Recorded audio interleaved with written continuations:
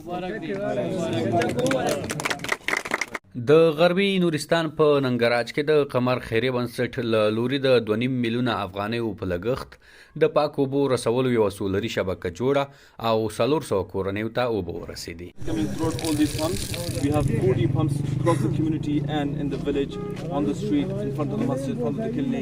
د دې پروژې د ګټه اخیستنې په مراسمو کې د قمر بنسټ عمومي رئیس، اداري پرسونل او قومي خلکو برخه درلوده.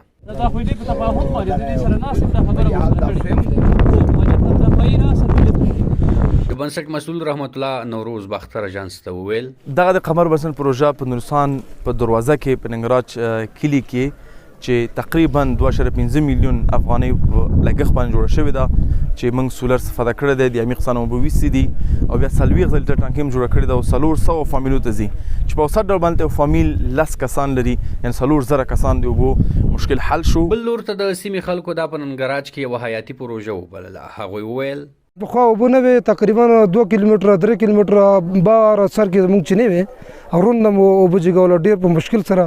اوس الحمدلله چې تاسې خپله وینئ دغه قمر بنسټ خیریه موسسه موږ ته د شبکه د اوبو فعاله کړه او خلک هم راضي دي د مشرانو نه او انشاءالله چې دی اوس یو اندازه کار شوی دی. دلته یو میلمه به چې راغی د هغه د ستونزه موږ ته ډېره زیاته وه چې د څه اوبه به کم ځای نه کړو. دا تقریبا 400 شاوخوا زیاتو کم کورونه دي. نو دغه کورونه کاملا که تاسې داسې وګورئ دا کورونه ټول لغړ دي، دلته کور کې بوټي نشته، هغه نشته، د سکول اوبه نه نو بوټو دپاره کم ځای نه شي. اوس به زموږ په کورونو کې انشاءالله څلور ساعته اوبه یو د دغه هغه نه احتیاجات نه الله موږ ویستلو. د یادونې ده چې دغه بنسټ له دې مخکې هم په لغمان او نورو ولایتونو کې ګڼ شمېر حیاتي پروژې پلې کړې دي چې هرات کې زلزله ځپلو ته د ښارګوټي جوړول او ځینو نورو ولایتونو کې د مساجدو جوړول یې ښه مثالونه دي.